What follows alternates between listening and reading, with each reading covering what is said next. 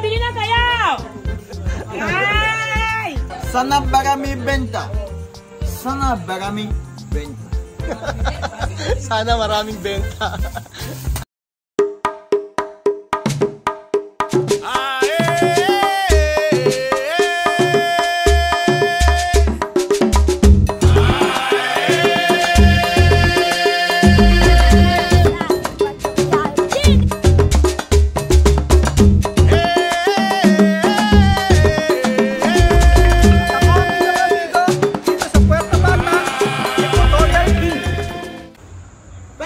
Mga amigo, nandito po tayo kasama si Tia Celsa. Martes, ¿cómo está?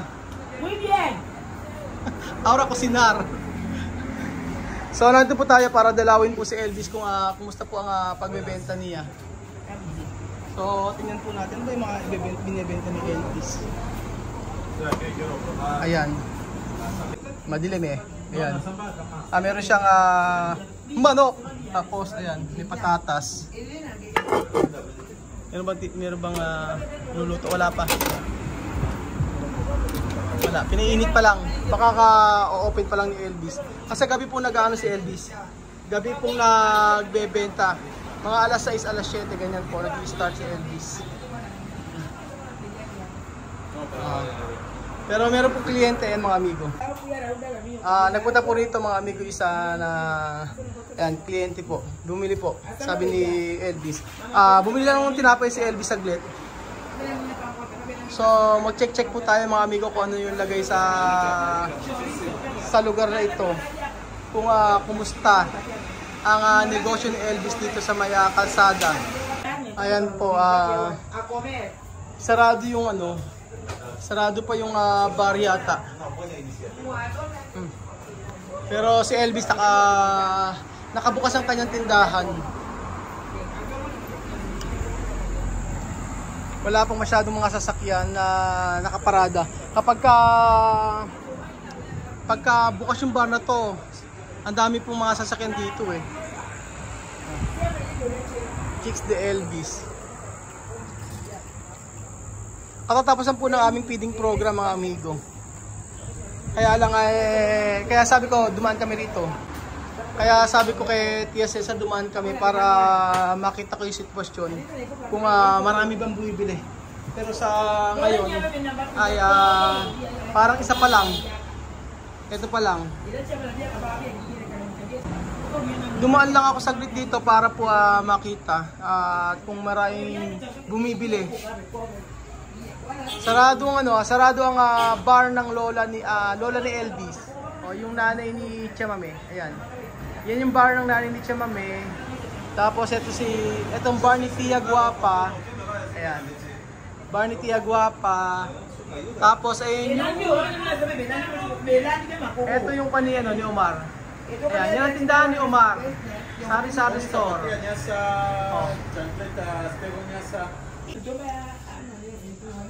So, ayan po mga amigo, mag-antay-antay lang po tayo. Pero isang oras lang po ako dito. Kapag naka-isang oras na ako, uwi na ako. Antayin ko lang si Elvis. Si Chamame ang tumao muna, ayan. Bumili si Elvis ng tinapay. So, ayan po mga amigo, si Chamame ay nagkukwento. Nagkukwento sa pag-uwi niya sa Pilipinas. Iniyayabang niya yung pag-uwi niya ng Pilipinas. Ang dami daw pong Pilipino nagbigay sa kanya ng mga gamit ng umuwi siya sa Pilipinas, sabi ni Tia Celsa. Tapos pagka umiro sa Pilipinas sila Chamame, hindi na raw sila babalik dito. Ewan kay Chamame. Mahilig din makapag joke-jokan. Pero naliligayahan yung kinukwentuhan niya mga amigo. Naliligayahan na sa kwento ni Tia Celsa. Ang dami. Naintindihan ko, maraming maleta raw. Maraming maleta ang dala niya rito na bumalik. Tapos marami siyang pasalubong kahit sa mga kapitbahay. yung mga ibang estudyante ngayon pa lang nagsisiuwi, tingnan nyo. alas 7, minsan alas 8. Ganyan yung uwian ng mga estudyante dito. Minsan sila alas 5 yung iba. Pero yung mga bata rito, mga naglalakad lang po mula sentro, mula bayan.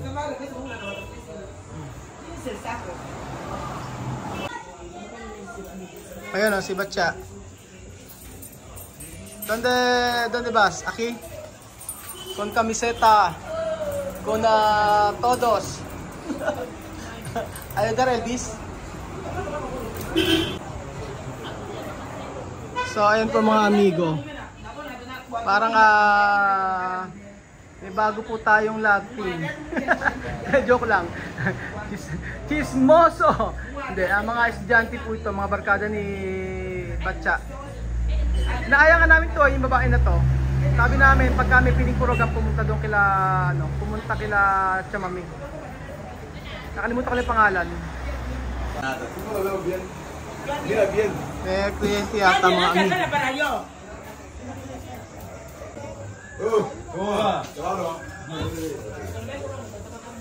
Ayan. So ayan ba mga amigo, wala pa si Elvis bumili ng tinapay. Pero meron nang umorder kasi mga amigo. Kaya si Tia Cesa muna ang magbebenta. Merong umorder, 1, 2, 3, 4. Apat ang umorder.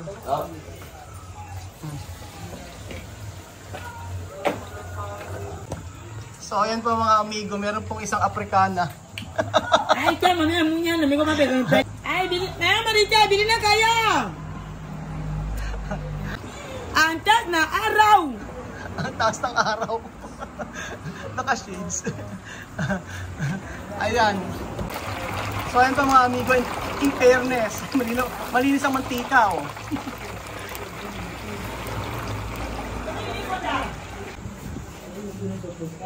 Habang nagluluto si Tia Cesa, ayan, bukas na raw yung bar. Kaya siguro may mga bumibili na.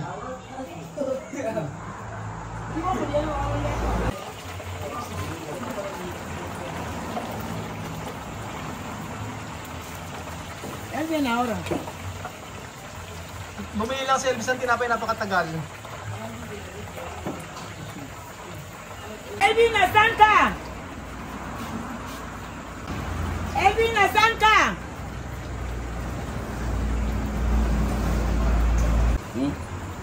Tira un plato de mil.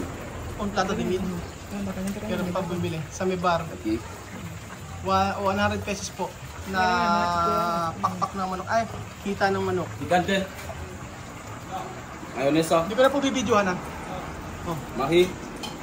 Ketchup. Tinatanong kung maglalagay daw ng pikante, ketchup, mayonesa. O simple daw. Luego está. Ano daw ang sabi ni Tia Cesa?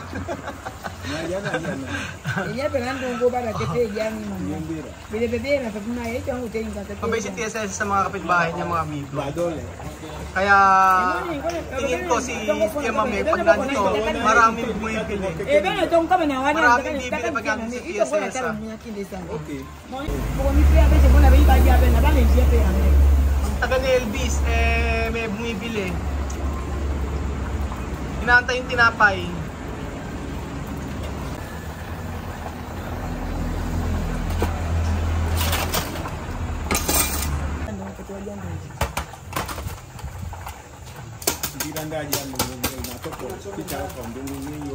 Ito esta gulu. Trabalha pela naja ndo kuboja kati. Naja ndogo. Kamba bito kama bale chini ndongo bekana watu wanateka mtu mmoja pidia to kanya bie nyaka ni bie. Kasi pag dito si Chamami mga amigo. Isamba pastel wana bati. Wamechifunga hayo na mbona wapa nataka wamoja kapag talaga supportive to kay Elvis. Ang bango, may bawang.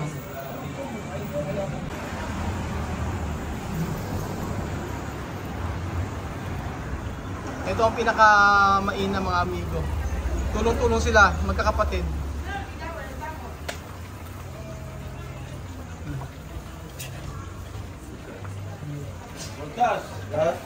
Diba? Oh, mira. Ese malicaria ahí tú vas a hacer un poco de algo. ¿Qué malicaria? Ese nada más.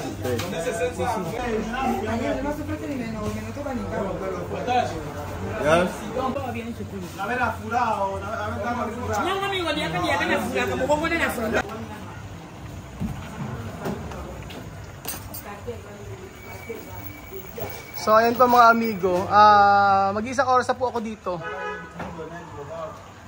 At meron namang umorder.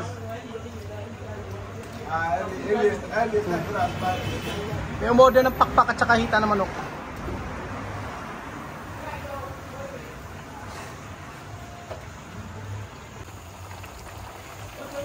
Yun nga ang maganda, bagong mantika. Merong may 5 umorder. Ayan, si Tia Cesa ang Miron. Bili na kayo! Alida na Tio Elvis! Bili na kayo! Parang naintindihan siya yun. Siya pa daw, na baba na kanya ka.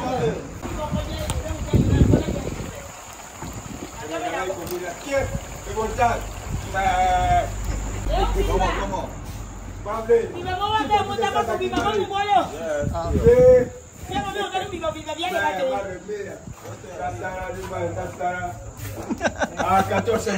Mga malida, bili na kayo! Ay! Pakpak banak! Mga malida, bili na kayo! Pakpak banak! Maglalayasan yung mga bibili pag ganyan siya sa mami.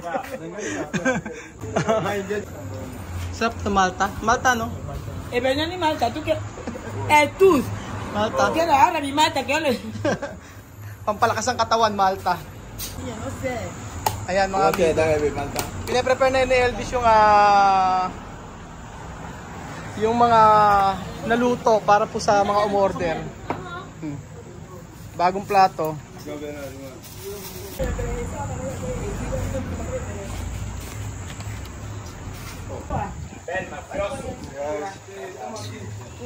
Ganyan po mga amigo kapag kami umorder, inuuna nila yung sausawan. Tapos tatanong kung ang lalagay ay etong Maggi, kung may sile, tapos kung may mayonesa, ayan. Ganyan po. So, antayin ko lang po na ma-serve ni Elvis ito at ako yung uwi na mga amigo. So, gabi na po rito at gusto kong makauwi na. Kapatid do kay Tia Celsa. Ganitong oras ang mabenta raw, sabi ni Elvis. Pero alam niyo po, kahit ganyan ito, may mga nagbebenta pa sa labas. May mga nagbebenta pa sa labas. Usually ganyan po mga amigo kahit sa mga resto dito. Tapos lalagyan ng tinapay, lalagyan ng manok. Ganyan po.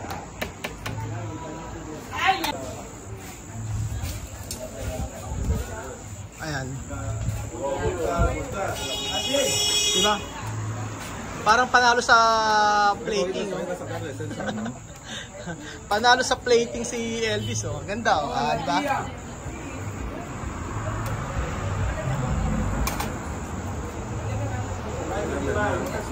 Ayan po mga amigo. Ewan ko magkano benta ni Elvis. Siguro baka 300 pesos. Yung mga ganyan. May tinapay.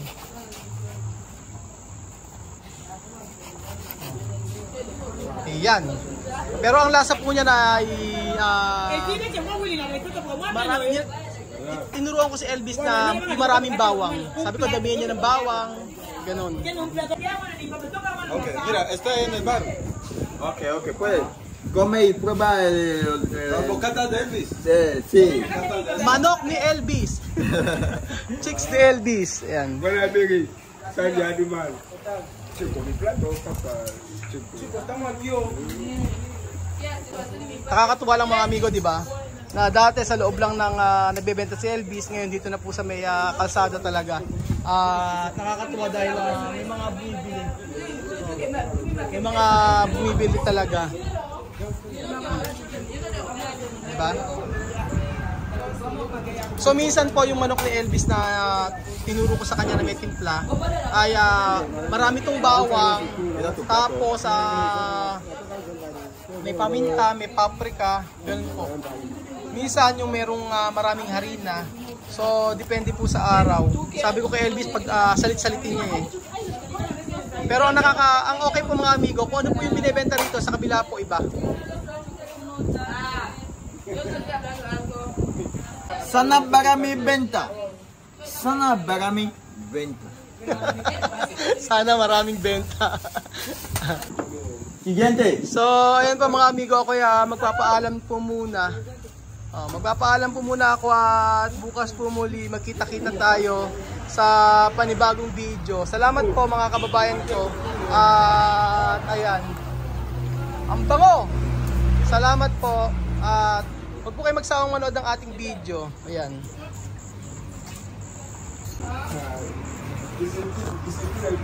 I-share niyo po ang ating video mga amigo, Pinoy Nicotoraldini sa Facebook at saka sa YouTube. God bless po mga kababayan ko. I-like niyo na rin tsaka mag-comment na po kayo. So, salamat sa lahat ng Pilipino na walang sabang support sa atin. Pagpalain po kayo ng ating Panginoong Jesus. God bless po mga kababayan. Okay ang negosyo.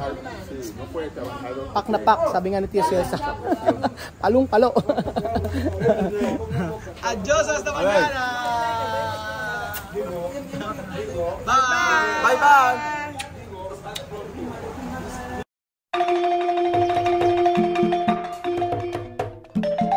Na-appreciate ko yung paano sila nagdadasal.